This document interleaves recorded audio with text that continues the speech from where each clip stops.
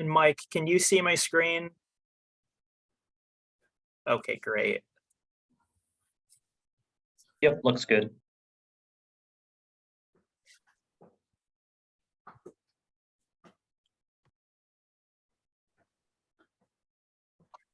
I'm still letting folks in, so I'm just going to give it a few more minutes before we do some housekeeping, and then we can get started.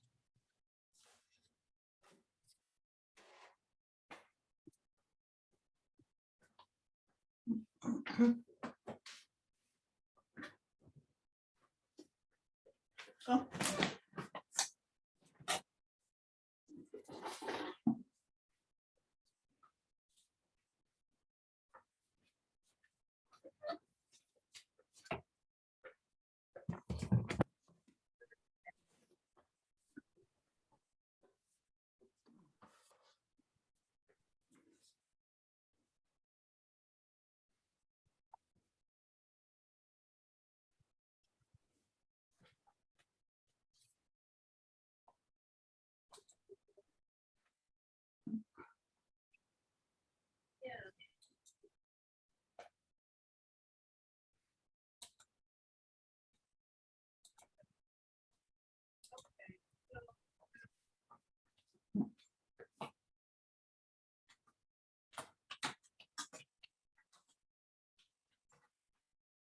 Okay, good morning, everyone who's just joining us. I'm going to just take care of some housekeeping so that we can all be on the same page with Zoom.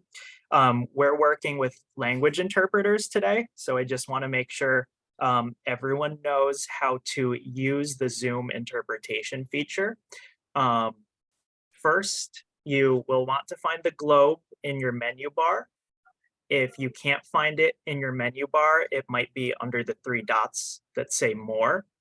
You'll want to click your preferred language. So if it's Spanish, click Spanish. If it's Portuguese, click Portuguese. And you still want to do that if you are an English speaker. And then please click mute original audio. So if our Spanish and then Portuguese interpreters could interpret that, and then I will assign you to your language channels. Hola a todos, a todas. Les damos la bienvenida. Si necesitas escuchar la interpretación en español, la barra vas a encontrar en el globo del icono del mundo y vas a encontrar la posibilidad de escoger español. Haz clic en español y silenciar el audio original para que me puedas escuchar a mí, Belén, y a Alba. También, si no encuentras el globo, utiliza los 3 puntos y ahí vas a encontrar el globito para pinchar en español. E nos vemos em la sala de espanhol. Bom dia. Para aqueles que precisam de interpretação para o português, na sua barra que está ao final da tela, você vai encontrar o globo terráqueo.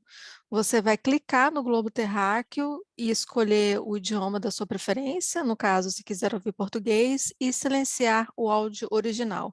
Se estiver se conectando por meio de um telefone celular, são os 3 pontos que aparecem aí no menu. Obrigada. Thank you.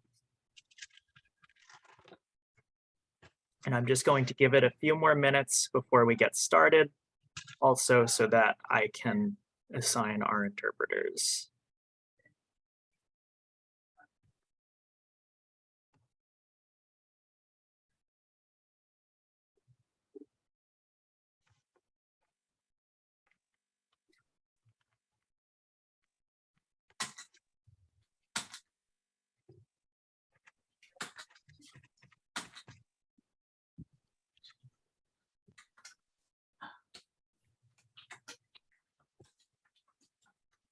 And our Spanish interpreter, who is not Belen, can you just remind me of your name so I can add you? Alba. Alba, thank you. Thank you. Okay, I'm going to put you all in your channels.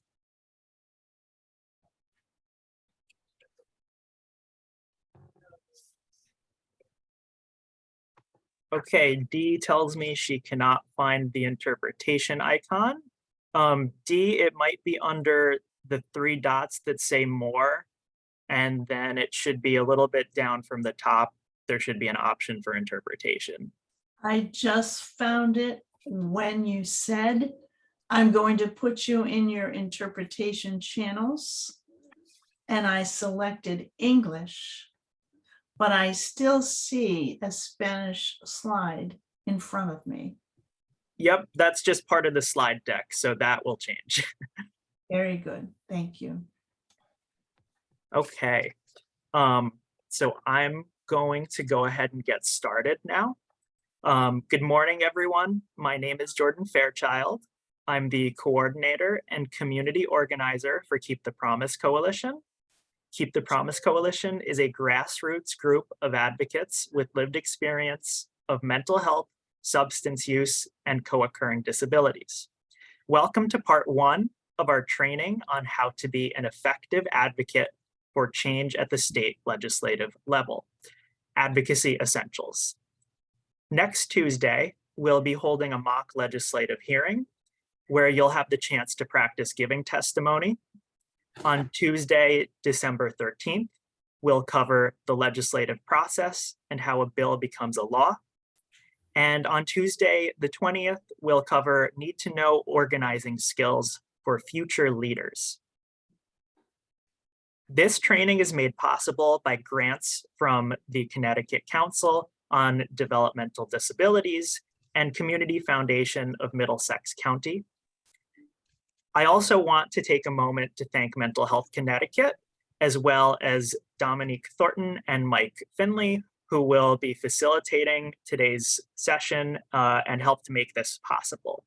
I also want to thank State Senator Matt Lesser, who will be on shortly to talk about advocacy and why it is so important when making public policy. Dee and Mike, I will throw it to you to introduce yourselves and get us started. Thank you very much, Jordan. It's my pleasure to be with all of you today. My name is Dominique Thornton. I'm the Senior Policy Advisor and General Counsel for Mental Health Connecticut. Mental Health Connecticut is the oldest mental health advocacy group in the United States.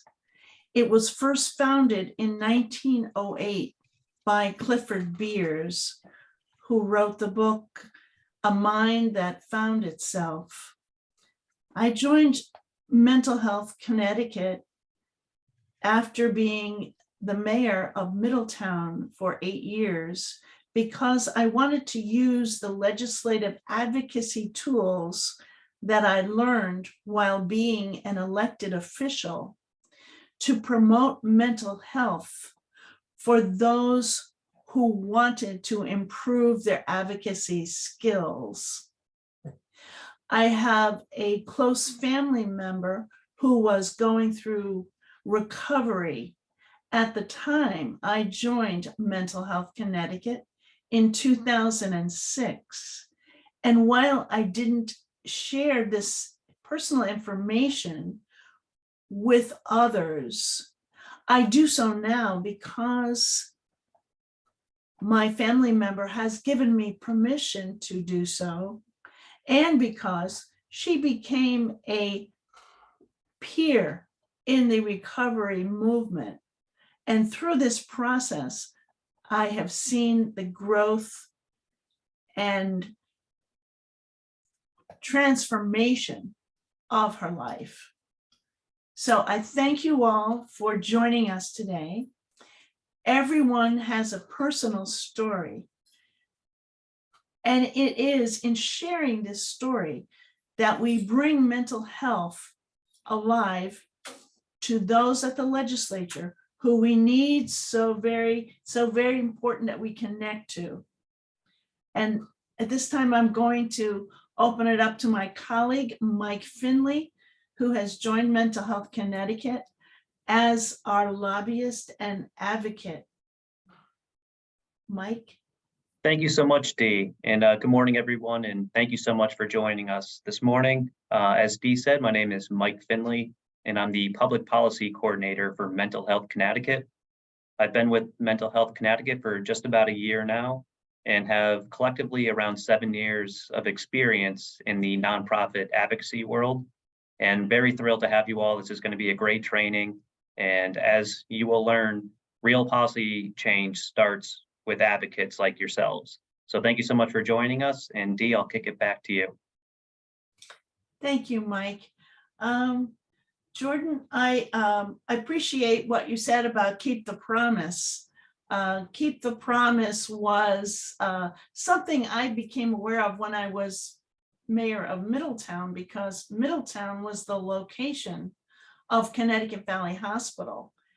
And during that period in the 90s, I saw exactly what happened to the promise that the government made, the state government made, to put the money they saved by closing state hospitals into services, into the community, so that people could live with dignity. And I also saw the failure of that promise.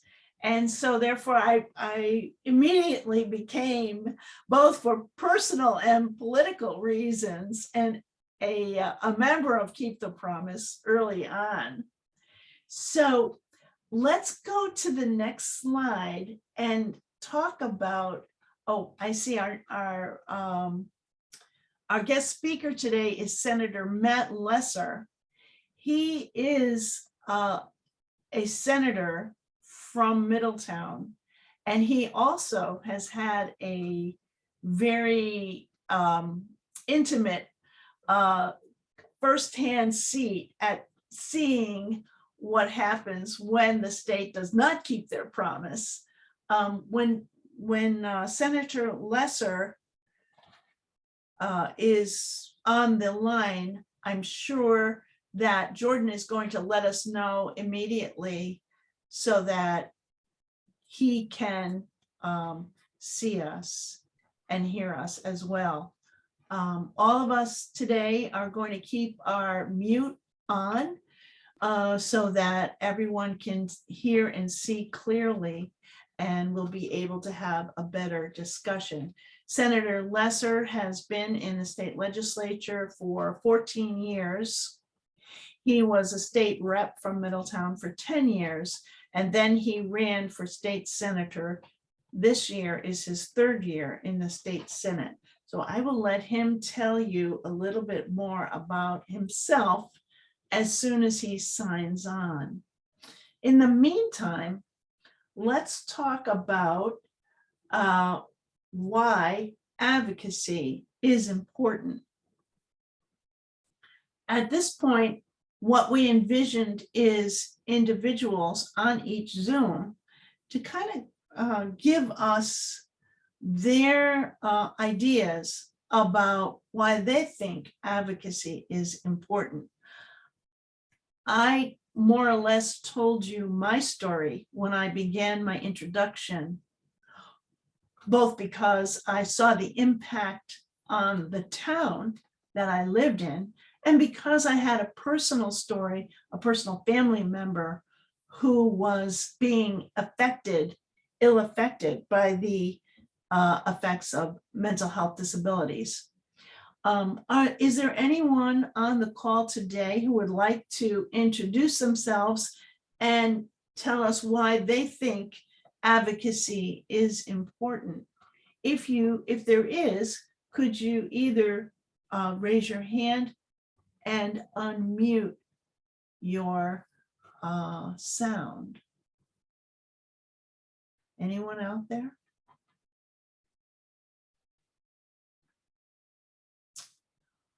Well, let me go a little bit further about advocacy, because unless you stand up for the issues that are important to you, no one else is going to do that necessarily for you. Or to put it another way, the best way to tell a story about what your going through and the impact it has on you is to tell it from your personal experience. And so oftentimes I have been to public hearings at the Capitol, and I have seen legislators almost fall asleep when listening to the experts come in and the commissioners come in and all the big wigs with all the important facts and figures and so forth.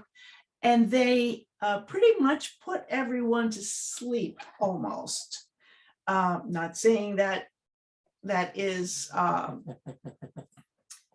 necessary, not that the legislators aren't interesting, but what is most interesting to them, and when they really perk up and start listening, that's when people come and speak to their heart and their personal experience.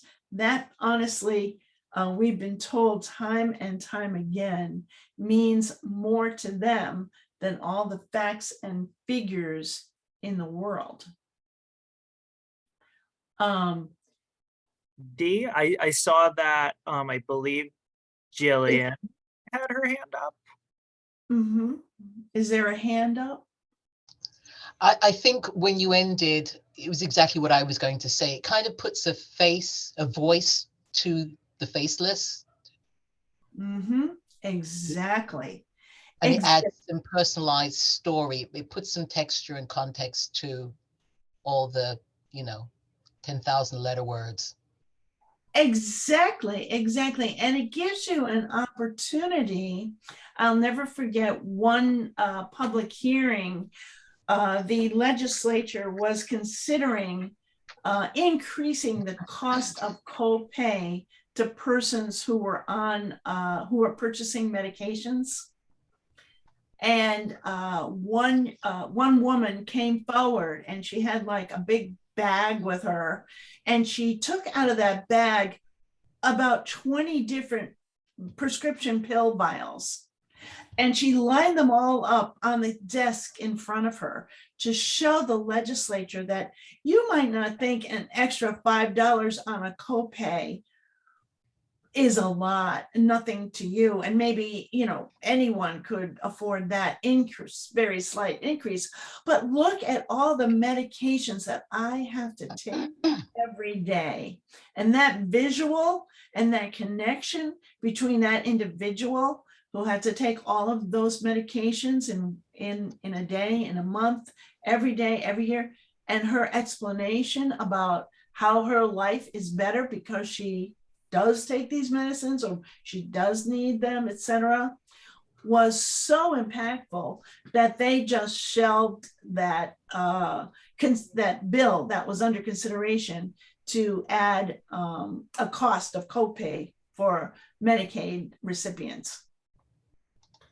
I see in the chat, Dee, Kimberly said the only way policymakers are going to know what's working or not working is if the people impacted by the issues let them know. Oh, that's exactly it. That is spot on. What's working and what isn't working. For example, some people who have who are members of social clubs, for example, social clubs are always on the chopping block because the legislators, they don't individually see the benefit of the social club. The one exception to that was years ago when Chris Donovan was the Speaker of the House, and he was a great advocate for the social clubs because his brother was a member, and he would, I can say that because he said that, and he would say that my brother doesn't receive any other service except for what services he receives at the social club, and he's doing fine. He's able to live independently with this support, and we have to maintain our support for the social clubs. But without members of the social clubs themselves coming forward, people who are in positions of authority, like the Speaker of the House or your state rep or state senators, they might never know. They might never know, which also brings us to an example of why it's important to invite them to your social club and show them. And I think in the next slide, it all starts with a problem, but it doesn't have to be a problem. It can be a program or a policy that you think is working well and you want to see it expanded, or a new idea that would help your cause. So while we're thinking of these different issues, if you think of one where you would like to see a change or an improvement, write it down, please, because we're going to have more discussion on these issues later. Invitations for Christmas breakfasts or a holiday party, for example, invitations to your legislators, to the social clubs, are always important and effective, because then you get to see your legislator on a one-to-one basis. And that's where the magic happens. That's where you can really make a difference, because the legislature sees this issue in terms of its personal impact, and not just as a ideological or policy solution to a problem they have no context for. Can I just jump in? Can everyone remember to please mute themselves if they're not currently speaking? I'm hearing some noise and I'm unable to figure out who it is. Thank you, Jordan. Because we are recording this session, it's very important for everyone to keep their microphone on mute, so that the background noise does not interrupt or interfere with the recording. So thank you for that. In our next slide, making decisions. Advocates will need to answer a few questions about their issue. What outcome is needed to solve the problem? What steps should you take to get there? So has anyone who is on the Zoom call come up with what their issue is, or what the problem is that they would like to see addressed? Is there anybody out there who would like to either put it in the chat or raise your hand? I see Alexis. Okay, Alexis. Hi everybody. My issue would be I would like to see more behavioral testing being conducted at an earlier age all throughout the state. I feel like me particular, I'm 37 years old. I feel personally like I could have benefited from some earlier psychological testing or something like that. So I'm glad that Clifford Beers and stuff is a part of all of this. Excellent issue. Excellent issue. And, you know, it's so relevant and so important since the pandemic. Children's mental health has become much more supported and much more accepted as something that is not just nice to have, but necessary to have, because I think people are now becoming more aware that behavioral health is part of overall health. I see Mark has put in the chat more supported housing? Excellent issue, Mark. Would you like to talk about why or how you came to believe that supported housing was necessary or important, Mark? Okay, Mark DeGregorio, President, NAMI, Connecticut, Elm City.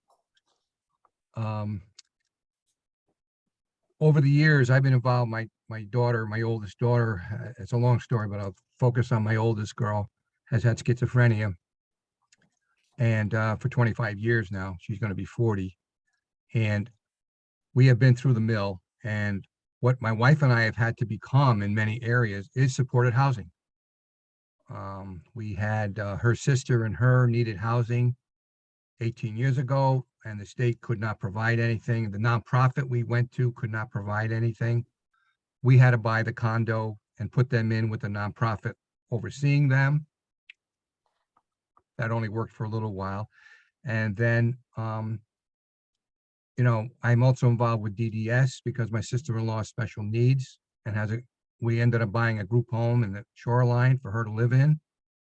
So there needs to be, you know, the nonprofits are great, but they don't have enough money, and property values and not in my backyard stuff is pretty horrendous. So I've seen it from all angles, and it's 25 years later and I don't see too much improvement. So I think it needs to be looked at seriously, because I know affordable housing has become a big topic all over the state, but we're below that. You know, supported housing comes in under affordable housing, and I just don't, sometimes I get very discouraged. That's all. I think money can't solve all the problems, and money's big in this area. Well, thank you, Mark. I think that also is a highly relevant and topic. You're right. The legislature is dealing with the issue of fair housing and affordable housing, and of course, housing for persons with disabilities of every type. Supported housing and supportive housing is also a vital part of that affordability. And it's often rejected by towns through zoning ordinances unfairly and discriminatorily, which is why the legislature is looking at this, because as you may know, it's much cheaper, much more economical to have someone living in the community, in a home, in a residence, rather than to be hospitalized or in some type of care that is 24/7. So there are many groups. You're not alone in advocating for supported housing and for affordable housing within that context. Great issue. Someone, V22, says in the chat, I think we should ask for more public transportation. Would V22 like to discuss that? Are you on? Can you unmute yourself and talk about that? I believe they let me know that they're on a bus right now, funnily enough, as they're talking about public transportation. So possibly not, but I also see Kimberly Hart talking about the benefits cliff. The benefits cliff needs to be changed as soon as folks get on any type of social service to get a job or more income. Our benefits are instantly decreased or stopped. That's certainly something we hear a lot about. Yes. Kimberly, would you like to talk more? Absolutely, yes.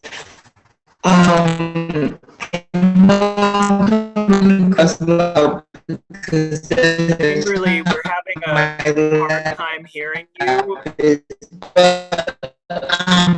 But yeah, I know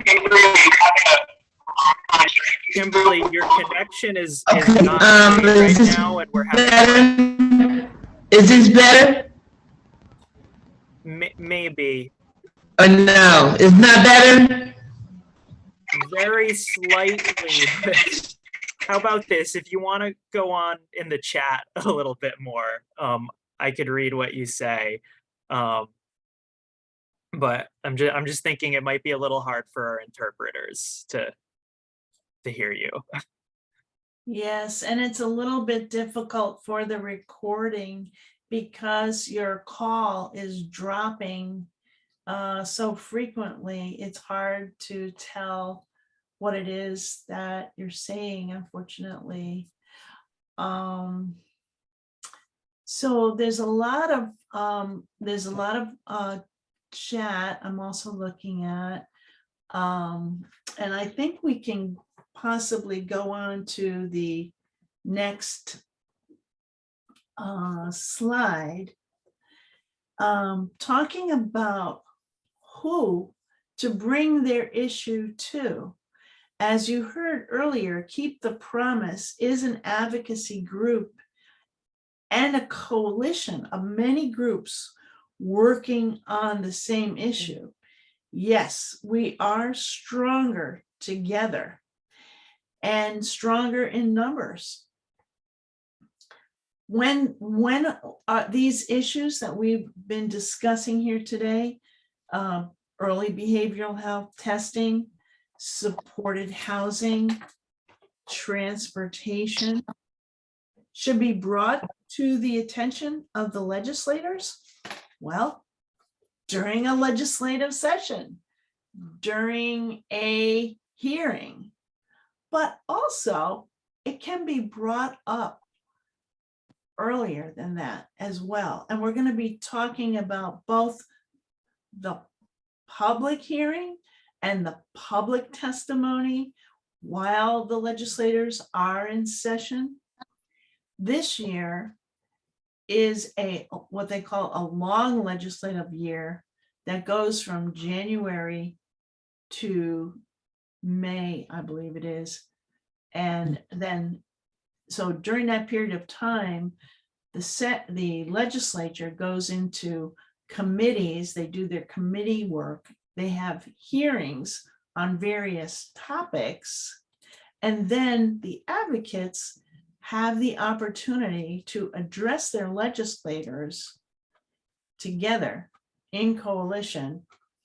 And part of this training is to teach individuals who are impacted by those policy decisions how to communicate with their legislators effectively. So these legislators, both the state senators and the state senators, are the ones that we are going to be focusing on today. So in the next slide, we ask that question: who is your audience? Who are you trying to reach? Are you trying to reach your local mayor, your state legislator, or your federal policymakers? For the majority of this session, we're going to be focusing on state legislators. That's your state representatives and your state senators.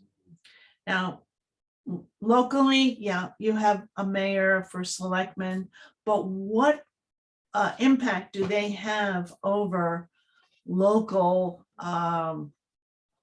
mental health policy? For example, such as early behavioral testing? None whatsoever. What impact might they have on supported housing? Well, possibly your zoning and your zoning commission might have some impact there. But for the most part, what we're going to be dealing with is your state legislators to try to improve the the state legislation that could potentially mandate each town have a certain percentage of their housing stock to be affordable. Right now, I think it's a recommendation And you can check each town to see how much of your housing stock is affordable. I know in Middletown, I believe it's over 18% of our housing stock is affordable housing. There are other towns in Connecticut, you might take, I don't know, Darien or something, and probably it might be zero. I don't have the numbers in front of me, but based on where you live, you can go about and check and see how much affordable housing you have in your community, and then address that with your local officials. For this purposes of this session, we're going to be focusing on the state. And the next slide, you can see how many different public officials there are. So sometimes it's confusing to people, who should they address? But again, for purposes of mental health policy, our state senator and our state representatives are the ones that we want to focus on. Now, let me ask a question, just asked by raising your hand, or put in the chat. How many of you on the Zoom are registered to vote? Anybody want to raise their hand if they know they are registered to vote? Do I see any hands out there? I hope so. Oh, I see Susan Harris is registered. Great. No one else? Oh my goodness. Well, we have to do something about that, because all of these elected officials got there by somebody going out to vote for them. And if you are not registered to vote,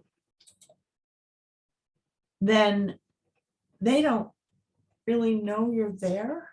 I hate to put it that way, but unless you have voted in an election and you show up on a voting list where they can see that you voted, you're really not there for them. I don't know how to stress how important that is. Now I'm going to put if I can do this hopefully correctly. I'm going to put the link into the Zoom. Have I lost you? Let's see. Oh, I realized I was muted. You're still here, Dee. We can still hear you. And good news, we actually got a lot more people in the chat saying that they are registered to vote. But Wonderful. As Wonderful. you all can see, Dee just put a link to the Secretary of State website that has information on how to register to vote if you are not registered to vote. Yes, and that particular link, you can find out if you are registered to vote. Number one, you can use the voter lookup tool. You can find out whether you're eligible to vote, and you can register online to vote. So it's a very helpful link, and I hope that all of you will take advantage of that link. Because without the essential right to vote, your elected officials do not take you seriously. So that's number one. Building a relationship. Now, let me ask those of you who are in the next slide if you know who your state senator and your state representative is. Can anybody, you can put it in the chat if you do not want to speak on the video. That's right. Susan Harris says, if you don't vote, you don't have a voice. That's exactly right. That's the most basic, fundamental right of every citizen to vote. And each one of us has one vote. That means we are all equal on election day. Whether you're rich, you're poor, whether you live in a mansion or, you know, in a tent. As a citizen, you have the same right, and that is to vote. So let's see who knows their state senator. Let's start with that. And Kimberly Hart says it's not enough to be registers. We have to actually vote. Yes, that's right. You have to actually vote. You have to actually go out there and vote. So, because you can't develop a relationship with someone that you don't know who they are. To find your local legislature on the next slide, you will find a link. And that link, if you copy that, hopefully we can copy that or put it in the chat. Oh, I see Kimberly Hart said my state senator is Gary Winfield. Excellent. Anyone else know who their state senator is? By the way, have we heard from our state senator, Matt Lesser? I haven't seen him join yet, but I'll let everyone know when we do. And because I'm presenting this, it's not going to let me copy and paste the link into the chat, but I will send out, well, you all should have gotten a copy of the presentation this morning, and that will be in there. Okay. Okay, let me see, maybe I can do it. No, I can't do it either.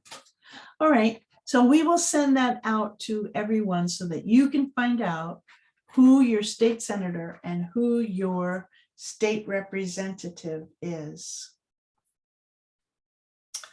Okay, now we get into the nitty-gritty, telling your story. As we alluded to earlier, telling your story is the most important tool you have as an advocate. Your communication is essential. Notice we said this is essential advocacy. It's essential in many ways. It's essential to tell your story. You can use your story to motivate others to join you. Well, you've already got a whole group of people with Keep the Promise behind you. But together you can convince your legislators to vote yes or no on a bill. So go over some questions to ask when you're telling your story. Now, the next slide says, are you sharing your story? Are you giving written testimony? Are you speaking one-on-one? Are you sharing your story with others who might want to join your cause?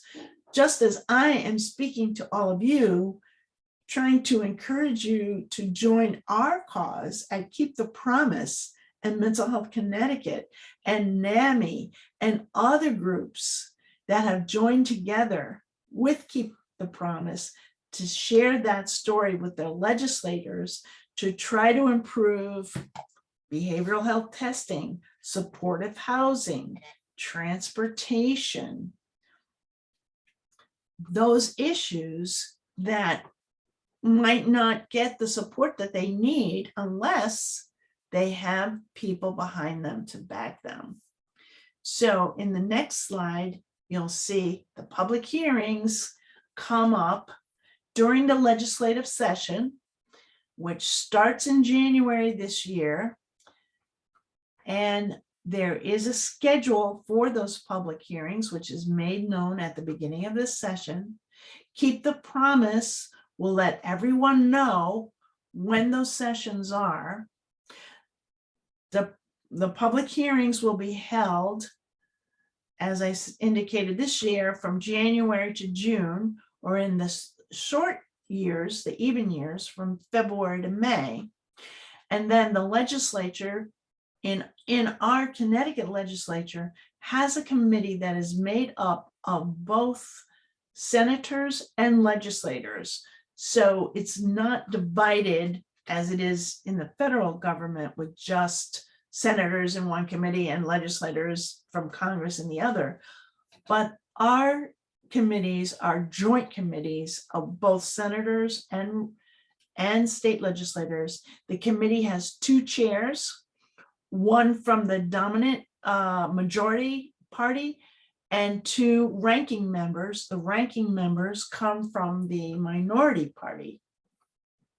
Now, in the next slide, we hear about public hearings that you will be able to give your written testimony, and you'll be able to present it verbally. Verbal testimony is limited to 3 minutes. So if you have about 250, 300 to 400 words, practice saying it at home. Practice with a partner or in the mirror, or record it on your phone.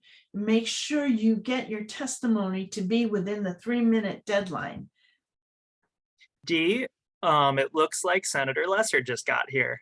Oh, wonderful. Oh, great. Well, Senator Lesser, we were just at this moment talking about public hearings and how important it is to bring your story to the legislature in person during those hearings.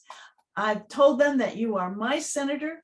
You've been at the legislature for 14 years. So please fill us in on more details about why you became a representative official and the importance of personal advocacy at the legislature. Thank you so much, Dee. And I want to first off apologize for being late. I had a lot less cell phone service where I am. I'm in New Hampshire than I thought I would have. So I've been trying to get on, but haven't had service. So it's great to see everybody. I was really interested in serving my community. I was frustrated by my state representative back 14 years ago. And when I couldn't find anybody to run against him, I finally said, you know what, if nobody else will run, I'll try. I'll see if I can make an inroad. I was not the favorite, but I worked really hard. I knocked on a lot of doors. I talked to my neighbors, and I was able to defeat my state representative. And then in 2018, my state senator retired, and I was able to run for the state senate. And so it's the same job basically, but I represent a larger area, and I'm able to represent about 103,000 people in central Connecticut. I've got the southern suburbs of Hartford. And, you know, we all come in with different expertise or interests, but when you're on a committee, and I'm on 6 committees right now, you wind up working on a little bit of everything. And, you know, frequently, there's going to be a bill in front of the committee, and even the chairs may not know a ton about the bill. Certainly the members don't. So where do you learn about this issue? You learn about it through the public hearing process. You hear the stories of people who want the bill to pass, or do not hear from members of the public about what each part of the budget does, where we need to make investments, what is working, what isn't working. We are all generalists, right? We know one little thing, but you have to work on everything. And so it is so important that we hear from the public and We are having a little problem with your transmission, Time. Senator Lesser. I've learned about an issue for the first time. Really important. Now, your job, you're really addressing the bill that's before. Can you? I'm going to turn. Can you hear me better now? I turned off the video. Yes. Is that better? Yes, it See? is actually. Okay. Much Okay, better. great. Sorry about that. So we learn about issues largely through the public hearing process. So it's so important that goes well. You've got 3 minutes, and you know it making sure that you, if you have an opportunity beforehand, to learn a little bit about the committee members, the committee, who are you talking to? I think is really important. Do a little bit of research there. But you know, the telling a story is important. You know, having that connection between the issue that we're looking at in the bill versus what problem we're trying to solve. That's really, really important. And you know, sometimes you will sit there all day, and now we've switched to virtual hearings. You don't actually have to sit anywhere, but you might be waiting all day to testify, and you may not get a question, and that's okay, because even if there aren't questions in the actual hearing process, before we vote on any bill leaving the committee, we go back and we review all the testimony, pro and con, that we got. So written testimony is important, verbal testimony is important. You know, doing both is the best, but this is a really, really important part of the process. And once the bill gets out of the committee, we attach what's called a JF report, and you don't need to know what that stands for, but just know that your testimony is attached to the bill for as long as the bill works its way through the legislature. So even people in other committees who weren't there are going to be able to see your testimony and connect it and understand why it's important to you.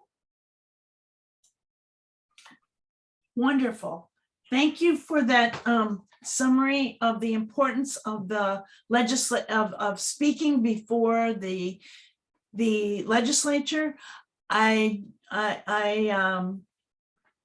do not think that I mentioned that the testimony that individuals provide for each bill becomes a permanent part of the record.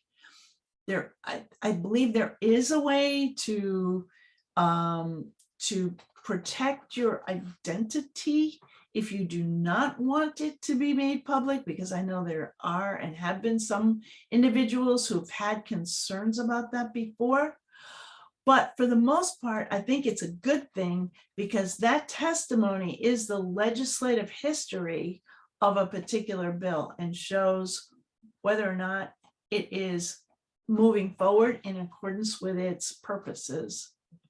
Senator Lesser, thank you for coming to speak with us this morning. I hope you can hear me. I can. Oh, good, good. Is there anyone who has questions for Senator Lesser before? Yeah, and again,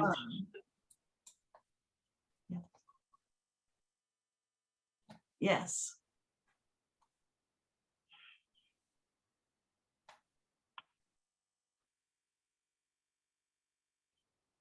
is it no questions? No questions. I didn't see. Wow. Well, thank you so much.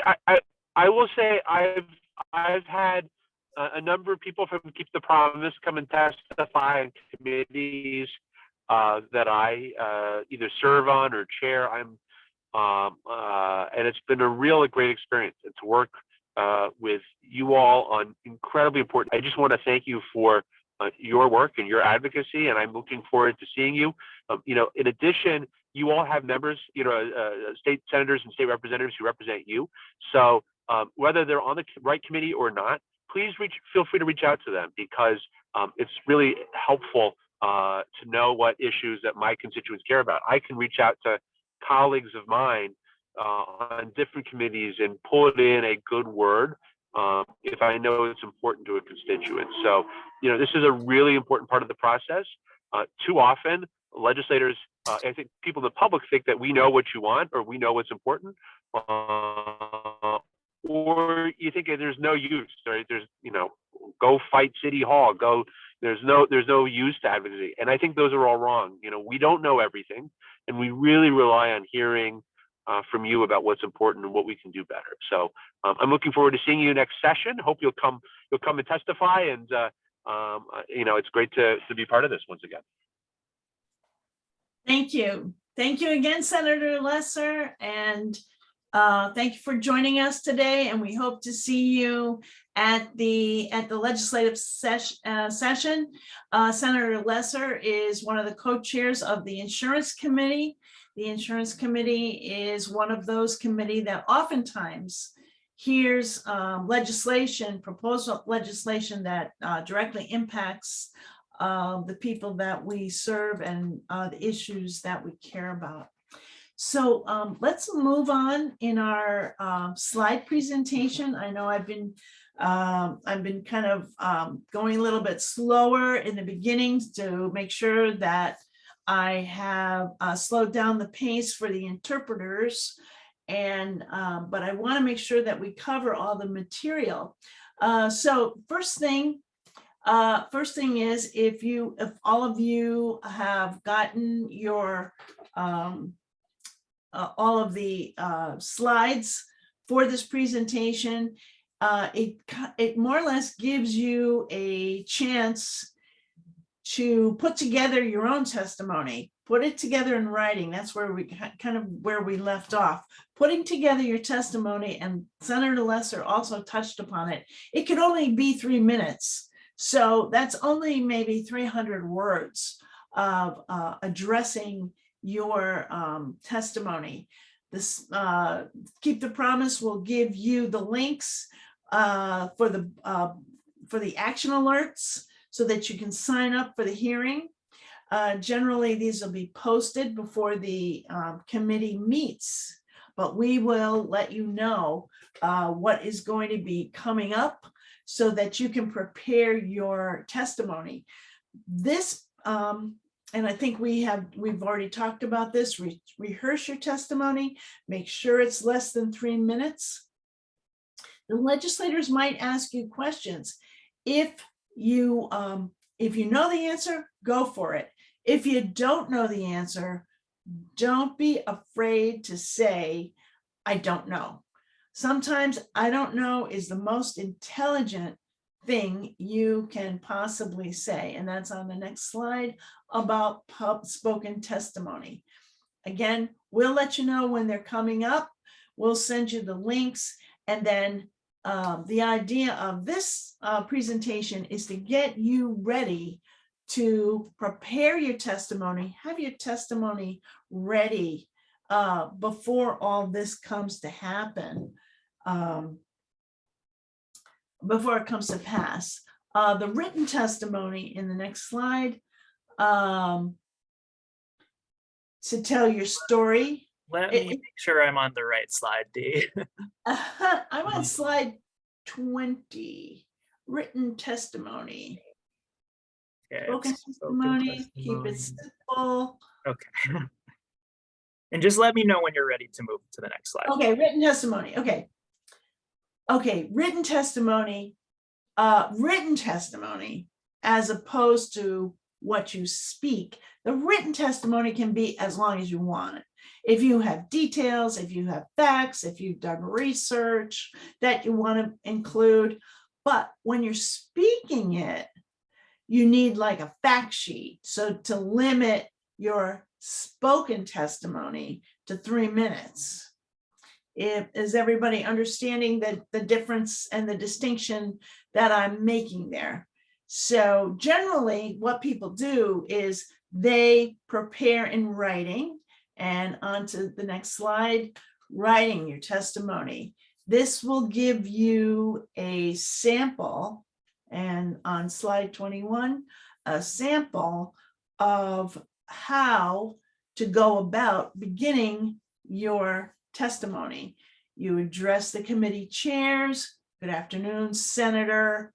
And for example, if you were addressing the Insurance Committee, it would be Senator Lesser and representative, because as I mentioned before, these are joint committees of senators and representatives. So you might want to address both the the Senate chair and the House chair. You might mention the ranking member, and we can help you know who those individuals are. The first thing you tell them is who you are, what town you live in, that you are a member of the Keep the Promise Coalition, or that you are a person in recovery, or perhaps that you belong to a particular social club, or perhaps another advocacy group such as NAMI, and give them an idea of who you are, where you live, the type of individuals that you are representing when they listen to your testimony. In the writing of the testimony in slide 22, state the name of the bill that you are acting on. These bills, we will keep the promise, we'll give you the alert. For example, for the last number of years, there's been bills at the legislature almost perennially that are about involuntary medication, what they call involuntary commitment, where people can be forced to take medications and when they are not in a hospital setting. These are the kind of things that we always oppose. You always oppose forced medication. If that ever comes up in any committee, we will be there in force to oppose it, for example.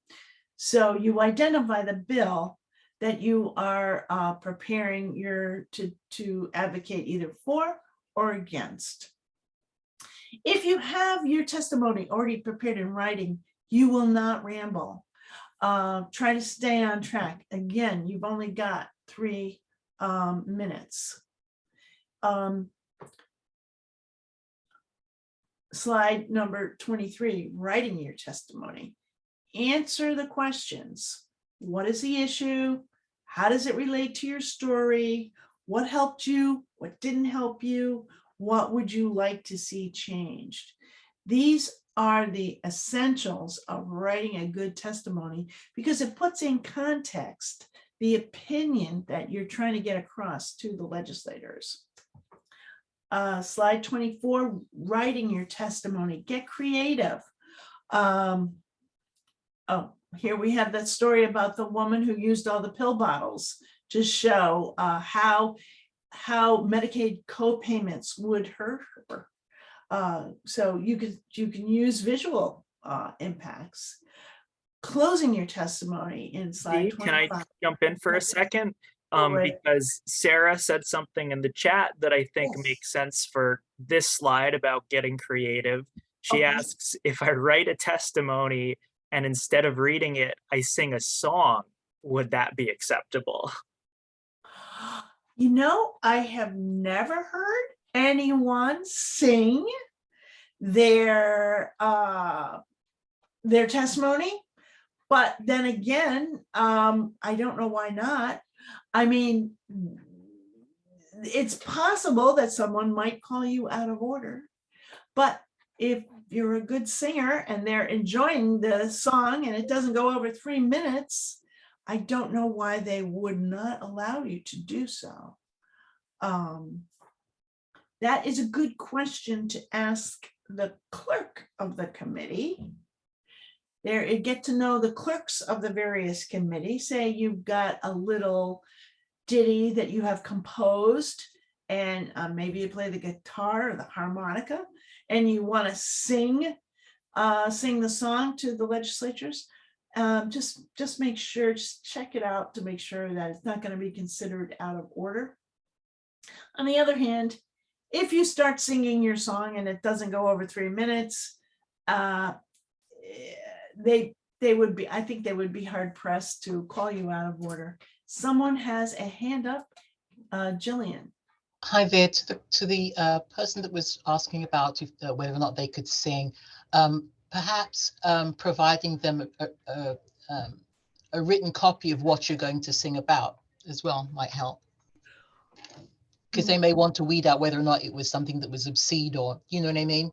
Oh, well, you have to submit your testimony beforehand First, yeah. in writing. So you're going to have, you're going to have to submit whatever it is that you're going to do, whether it's spoken or whether it's sung. Mike, you have your hand up. Have you ever heard of a sung testimony?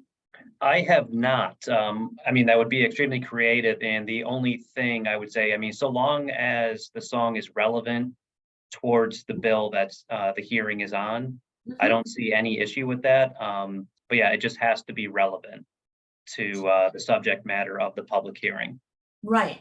It has to be relevant, respectful, on point. Yeah, I think that's very creative. If someone has talent in that area. I see Jordan has his hand up. Well, Sarah, because I know that you're also a little bit of a poet, right? Because I believe you wrote a poem that got published in the newspaper a few years ago. That is also probably something that, you know, if singing was not acceptable, I think poetry is certainly a way to get people's attention. Absolutely. Spoken word poetry, all for it. Yeah. All right. So let's talk about closing your testimony in the next slide. Closing your testimony. Always tie your story back to the bill. Remind the audience, in this case, your state legislators, what your position is, why you oppose or support. Because of this experience, I support or support Bill 101. Close your testimony, always thank the committee, thank them for the opportunity to share your story. If you've sung it, you can say, thank you for the opportunity to sing my song or say my poem. And also include the fact that you have other supporting documents if you have them.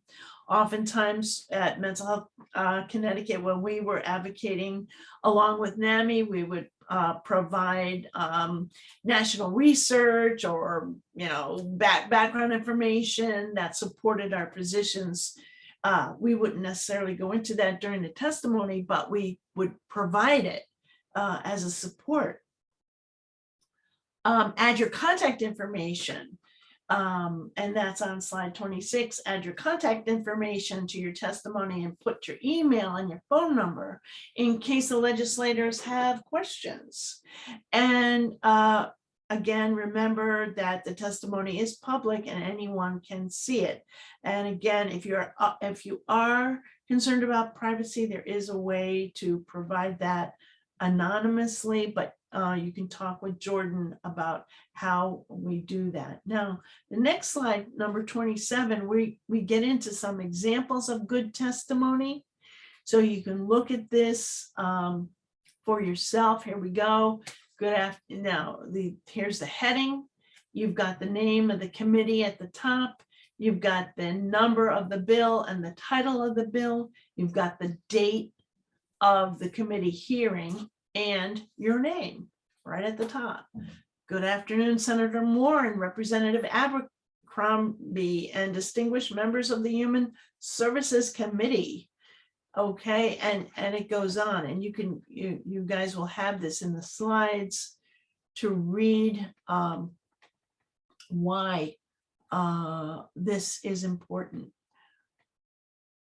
Talking about living inpatient in psychiatric hospitals in Poughkeepsie and in Middletown. And talking about eliminating the income and asset limit for MedConnect program. And I think this goes into, someone talked about in the chat, the cliff, the income cliff, when you are getting better and you are doing better and you are encouraged to get a job and hold a job, but then all of a sudden they slam you with cutting off your benefits. How is that fair? How is that an incentive for people to do better, to get a job, to become contributing members of society if suddenly all of your supports disappear? That's not a good idea. In the next slide, number 28, even and talking about more about the MedConnect coverage and the current asset limits for Husky. Maybe they should be increased. And this testimony is testimony to try to encourage the legislature to increase the asset limits. Next slide, in 29, practice it. We come back again and again. Practice makes perfect. And this practice session is one of the reasons why we have what we will do in our next session when we have a mock hearing. We will ask all of you to write your testimony and bring it forward, and we will have a mock hearing in which some of us will act as legislators, and we will provide you the tools to give your testimony and give you feedback and give you tips about writing that testimony and how you can do so more effectively, so you can plan to have your testimony already prepared. And in slide 30, so action alerts, follow through. Jordan and his team at KTP will be getting out these action alerts to let you know when the legislature is considering bills that impact the services or the issues that we care about. And in slide 31, some moments are more important than others. And you have to use these moments to call your legislators. Sometimes you need to email them or call them to get a bill passed. Once you've gotten it through the committee, for example, when the individuals, you give your testimony and then you want to try to encourage the committee members to pass that bit of legislation. You might have your state senator and your state representative might be on the committee. If they are, perfect. You write them, let them know, hey, I'm your constituent, I'm registered to vote, I voted for you, or I'd like to vote for you if I knew that you were supportive and supporting of public housing, supportive housing, transportation, elimination of income cliffs, early behavioral health testing, whatever your issues are. And then let us go on to other ways to spread this message. Talking with your legislators individually. These are individuals in your community. They come from the towns that you belong to. You might see them in a coffee shop. You might invite them to your social club or your Christmas party, as I mentioned earlier. Another thing you can do is write a letter to the editor. And this is another thing that Keep the Promise can help you with, because we keep a list of all of the email addresses of all the various newspapers that we can, get your letters out to and assist you with getting those messages out. Using social media, every legislator has an email address. You can email them so easily, so directly. Sometimes we have rallies at the Capitol.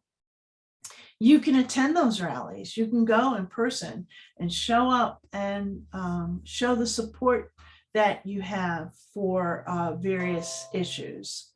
Or you can have, especially during election time, they have legislative or candidate forums.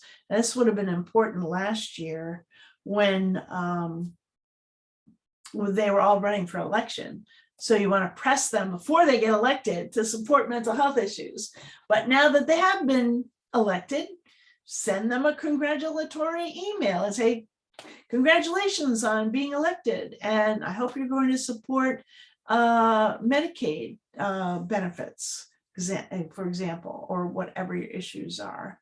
In slide 33, just talking with your legislators one-on-one can be so important. Remember, If you don't know your legislators, they don't know you.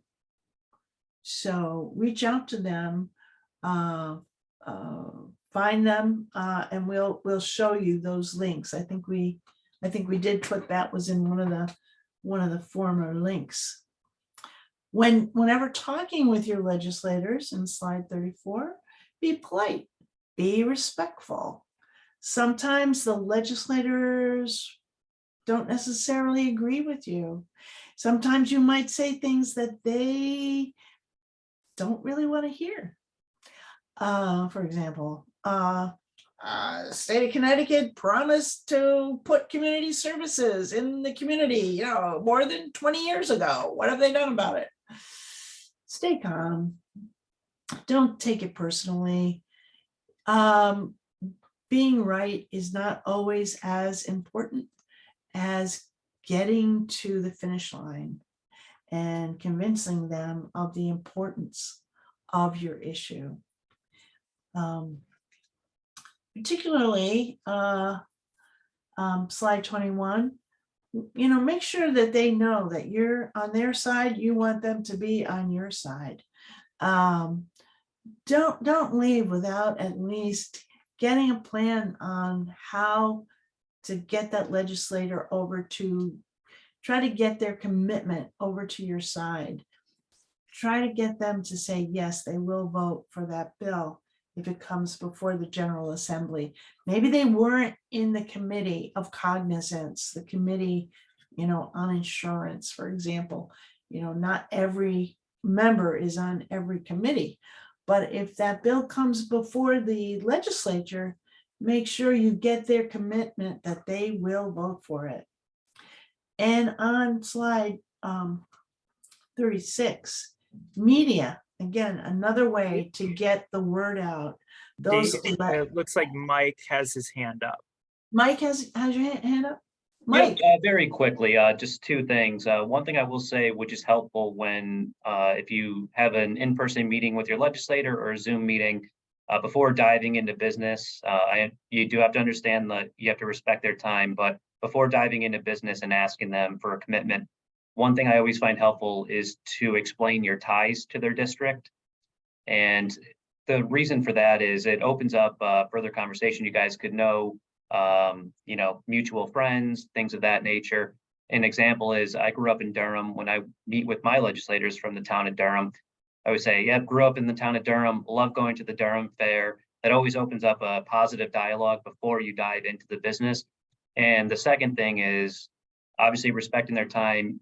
Go into that meeting with a purpose and try to get that commitment at the end. You have to have a very solid ask at the end of the meeting.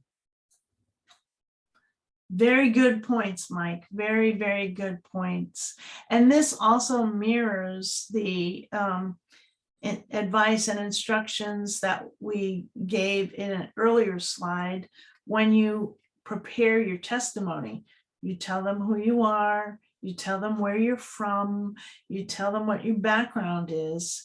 But I love the personal touch about the Durham Fair. That's always going to bring out a positive reaction in any legislator from Durham, I'm sure. Okay, moving along on to letters to the editor. Keep it short.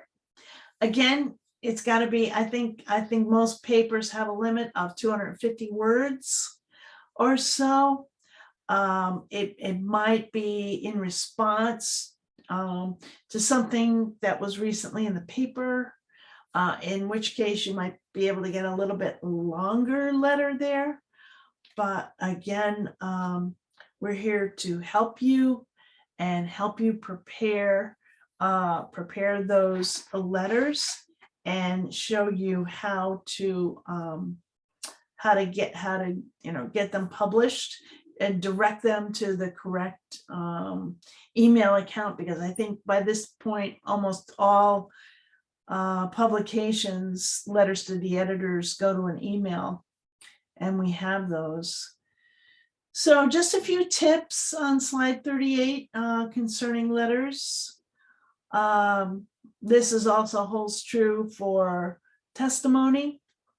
keep it short, include your name, connect it to a recent story, and avoid personal attacks, avoid negative. You can always get more flies with honey than with vinegar. So try to keep things as positive as you possibly can.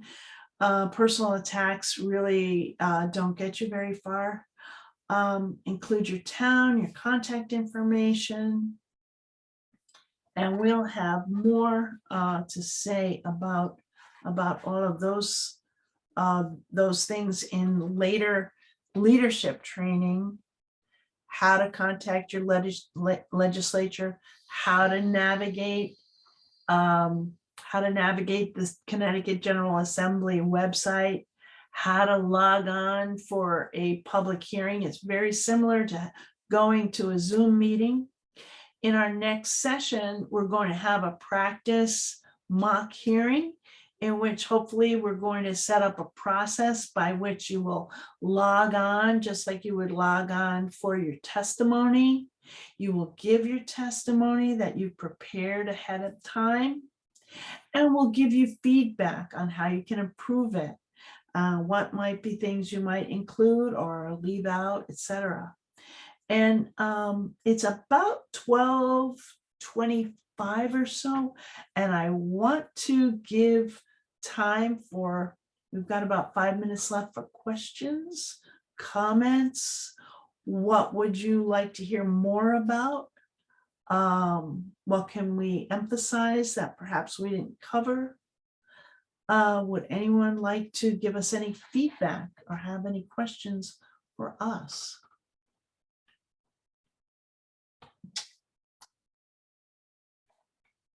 And you can put them in the chat too if you have any questions. And remember, I will be sending out everything from today, including the example testimony and a worksheet that includes the testimony guide that we made, and also just some questions that you're going to want to ask yourself that we covered when you're thinking about, your issue and where you want to bring it and how to write your testimony.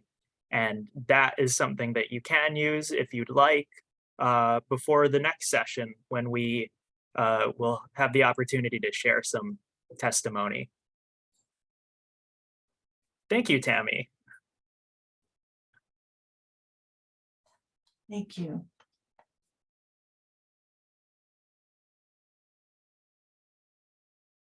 Any questions?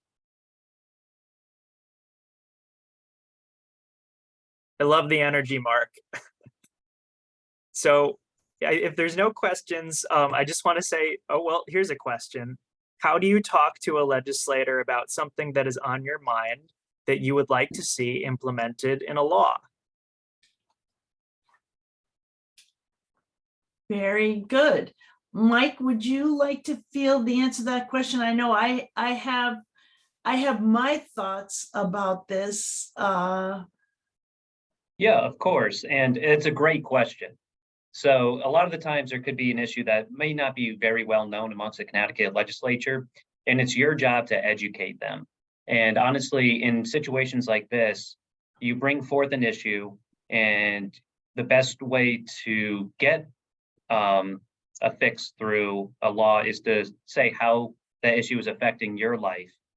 And a good thing to do as well is, so by showing the impact personally on you and your family through an issue, that's really how you make the biggest impact amongst legislators, because a lot of times they hear about issues, but they don't see the faces that they're impacting. And so it's your job to really explain the issue, how it's affecting your life, and how you would like to see it remedied. And a lot of the times, just by starting that conversations, that could open the door to them proposing certain ways that you can implement a law to fix those problems. And a good thing to do too is to do your research as well prior to a meeting with the legislator to see perhaps if in other states there are laws implemented that remedy those issues. So I think just the most important thing is keeping it simple language, what the issue is, how it's affecting you, and how you would like to see it remedied. And I think that's the best way to get the conversation started to really create some impactful change. Thank you, Mike. I'd like to also add to that, that you can address your legislator by setting up a meeting with them before the legislative session starts. So if you're obviously every one of you is hopefully going to be registered to vote. So you're a registered voter in a district and you want to address your legislator about an issue that's important to you. You contact them at their CGA email, their official email, and we'll show you how to access that CGA account and directly make contact with their legislative aide to set up a meeting with them one-on-one, where you might go in or you can have someone with you, to assist you and talk about the issue that was important to you. And, before the legislature gets started, it's really a good time. It's sort of a lull before the storm after Thanksgiving and before January when they all get sworn in. Set up a meeting with them and say to them, I would like to see, more supportive housing, or I would like to see a law passed that would prevent towns from prohibiting or eliminating or setting up barriers to supported housing in my community because so many people can't find a good, decent place to live. And that's, start early, do a one-on-one, reach out, talk to their legislative aide, send an email. Phone calls also is another way to reach them and set up an appointment with them. They're people, they work for you. Particularly if they know you're a registered voter and you voted, they definitely work for you and they'll pay attention to that. More questions? There, I see that in the chat. Yeah, I think we're running a little low on time, so if anyone has more questions, you can feel free to pass them along to me through an email. I put my email address in the chat. But before we hop off, I just want to, ask that everyone takes a moment to fill out our survey, which will just give us some feedback on who you are and who we're reaching with these trainings, and two, what you thought of it and how you think we can improve it in the future. That will pop up once you leave the Zoom meeting. I also want to say, just as a reminder, I'm going to send out all of the things that we discussed today in an email for everyone that registered for today's meeting.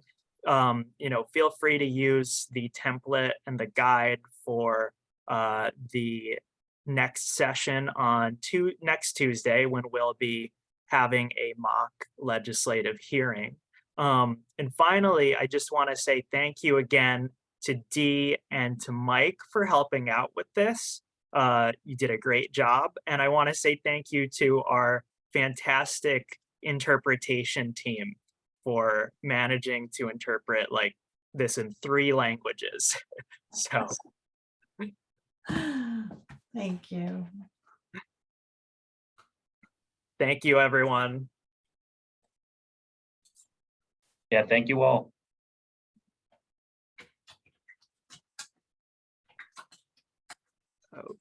Okay.